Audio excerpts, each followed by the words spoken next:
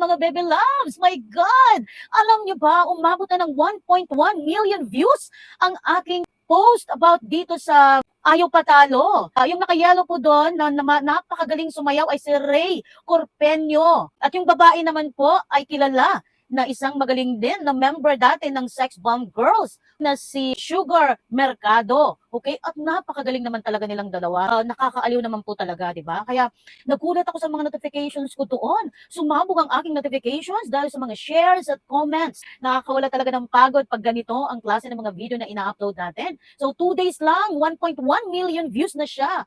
Grabe! Alam mo ba, may portion doon sa video na yon na nagustuhan ko, ano? Kasi kahit napakagaling ng tao, yung naka-yellow na yun, si Ray, nagustuhan ko sa portion na to kasi kahit napakagaling niyang sumayaw, binigay niya pa rin yung highlight kay Sugar Mercado. Yung pumapalakpak na lang siya, at napaka-humble ni Ray. Yun ang nagustuhan ko dun sa kanya, no? So bandang huli, nanaig pa rin yung pagiging humble niya, no? At respeto po doon sa aming guest na si Sugar Mercado. So, yan lamang po. Babush! Keep on sharing!